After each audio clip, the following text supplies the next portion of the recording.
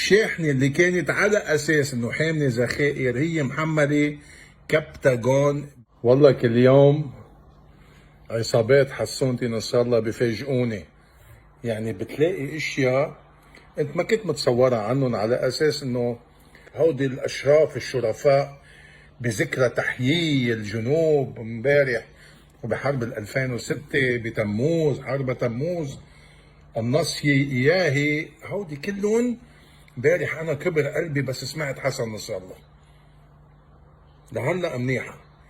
وقام وهاب هداك الذكي كتير اللي جرب يبرر قصة شاحنة الكحالة وطلعت بقصة رصاص بيكاسي بيعتينهم عن المخيم، جايبين من سوريا رصاص على المخيم بانه بالضاحية ما في رصاص، بالجنوب ما في رصاص، عرفتوا كيف؟ بس هذا الذكي عندهم بالمقاومة وتابع لبشار الاسد. المهم هي الخبرية مش هون، الخبرية انه حسن نصر الله جرب انه يظبطها، قال لك من مرة الخبرية المضبوطة شو طلعت؟ 90%، اخي تما نقول 100%، وانه انا عم بقدر انبشلهم قصصهم.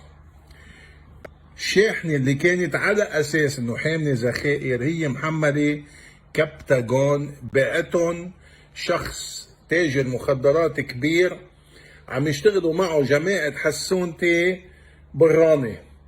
هيدا الشخص اسمه حسن المظلوم، بعيطوله حسن السمسم، وهو دائما بيستعمل عناصر الحزب براني، هودي وحدتي الحماية والنقل، ودائما بينقلوا معه مخدرات بهذا الشكل وبكب لهم مصاري للجماعة. الجماعة عم بيطلعوا مصاريفهم، يعني بتعرفوا ميتين الجوع حرام، اخي بيطلعوا قرشين.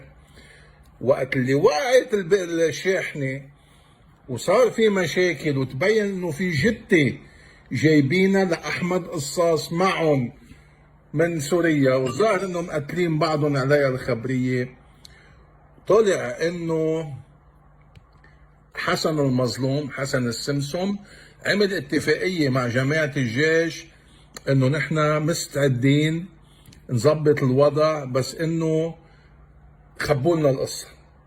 ومين اللي مسؤول عن اللعبه عن النقل؟ الحج محمد جعفر قصير اللي هو الحزب بيسلموا كل هالقصص. بيقوم الحزب بيعمل اتفاقيه مع الجيش انه هو مستعد انه يتحمل كل هيدي المشاكل، شرط انه الجيش ما يقول شو في بهيدي الشحنه وشو نوعيه الحموله. وبالمقابل الحزب بشيل الغطاء عن حسن السمسم وكل عائلته.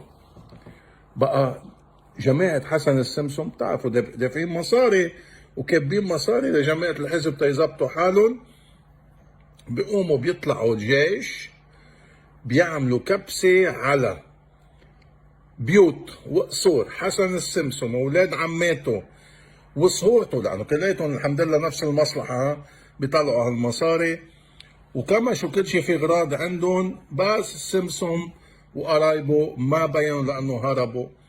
وبيت المظلوم بيقولوا لك انه هذه المداهمات هي بس لانه قوصنا ابتهاجا وقت وصل ابن عمنا من السفر مدري من وين.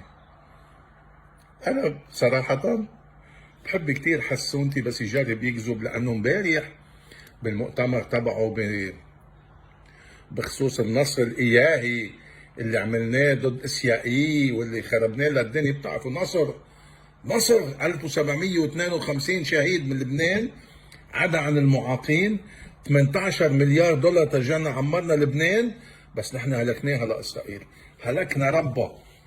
بتعرفوا هن قاعدين بلا كهرباء ونحن مشعشعه، هن عم ياكلوا خرا ونحن الاكل والشرب والقرايديس والصمو معبي الدنيا، هن قاعدين مثل الكلاب عم حطات البنزين ونحن عم نشتري تنكة البنزين بربع ليرة بس، لانه الحمد لله ايان جبت لنا بواخر.